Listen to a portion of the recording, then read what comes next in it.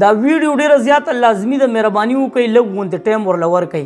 که ستاسو په زړه کې د الف نه واخله د یې پورې چې کوم لفظونه دي ملګرو د هغې احترام ستاسو په زړه کې، نو دا ویډیو به لازمي ګورئ او مخکې به د ټولو ملګرو سره شریک کوئ چې څومره هم ملګري دي چې هغوی احتیاط شروع کړي.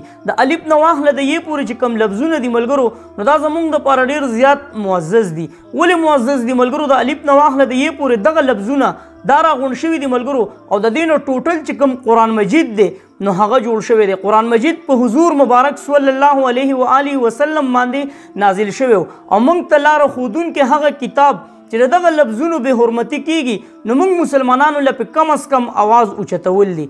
سیټ کې یوه ویډیو تاسو ته ښکاري ملګرو، دا ویډیو زه ستاسو سره شریک کومه.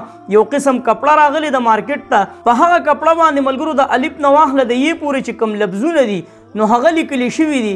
راځئ دا ویډیو ګورئ، بیا سره یو دوه درې خبرې کوم. السلام علیکم وروره، دا وګورئ نن سبا داسې کمیسونه راووته چې د قرآن ټکي دي پې دا وګورئ جي، دا وګورئ. برای مهرباني وکړئ، هسې خو دا زلزلې نه راځي، د خدای ځوابونه نه راځي چې کمیسونه کې چې کوم دی د قرآن شریف سبق لیکلی شوی دی. دا وګورئ چې برای مهرباني وکړئ چې کوم سړی نه خرڅ کوي او مې کوم سړی واخلئ چې کوم چا جوړې کړي دي، برای مهرباني وکړئ دا وسیزي دا کپړې. ویډیو تاسو وکړه ملګرو، اغیار په دې سازش کې لګیا دي چې څنګه به موږ د حضور مبارک صلی الله علیه و آله وسلم د نوم بې حرمتي وکړو، د الله جل شانه د نوم بې حرمتي به وکړو.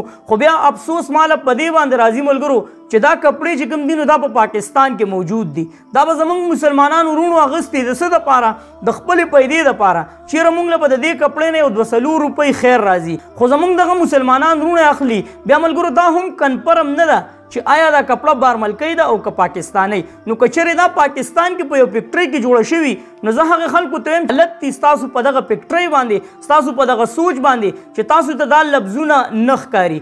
ملګرو دا لفظونه که چېرې تاسو سره په لارو کوڅه کې هم په نظر باندې راځي نو مهرباني وکړئ دا لفظونه زموږ دپاره ډېر زیات احترام لري، ځکه چې د الله جل شانه په مبارکه نامه کې الف چې کوم دی نو دا اولنی ټکی دی، نو دا زموږ دپاره څومره معزز دي. بیا زموږ چې څومره هم خویندې میندې هغوی زموږ د اواز اوري نو هغوی ته عاجزانه ریکویسټ کوو چې د اختر ورځې شپې دي ملګرو، تاسو ته پته ده چې اختر را روان دی، خامخا زموږ دغه خویندې میندې به کپړې اخلي. نو دا کپړه خو به تاسو ته اوس مخامخ وي، خو کوشش کوئ چې کله هم تاسو یو کپړه اخلئ نو هغه ګورئ چې آیا دا کپړه زموږ د استعمالولو ده او که نه. زه به د دې کپړې مثال تاسو له درکړم ملګرو، دا چېرته زموږ یو خور مور واخلي نو تاسو سوچ کوئ ملګرو دا لفظونه به دا به په بېلمازه زګي پسې لګي، نو آیا دا تاسو ته مناسب ښکاري؟ دغه کوم زموږ الفاظ دي ملګرو د سپارې یا د دغې نه ټول قرآن مجید جوړ دی، نو چې دا چې کوم لفظونه دي دا په بېلمازه زګي پسې لګي نو آیا دا ټیک ده او که ټیک نه ده؟ نو که چېرې دا په پاکستان کې په یو فیکټرۍ کې جوړیږي نو دا اواز لرې پورې ورسوئ چې په دې فیکټرۍ د پابندي ولګي. که چېرې د بهر ملک نه راځي وروڼه چې کپړې اخلي او دوکانونه دي نو هغوی ته عاجزانه ریکویسټ کوو چې تاسو کله هم یوه کپړه اخلئ نو هغه ګورئ چې آیا دا کپړه د اغستو ده او که نه، آیا دا کپړه د مسلمان د استعمال ده او که نه. دې کې داسې ډېرې کپړې دي ملګرو چې هغه د نارینه دپاره حرامې دي چې هغې واغوندي، داسې ډېرې کپړې دي چې هغه د زنانه دپاره مناسب نه چې زنانې واغوندي.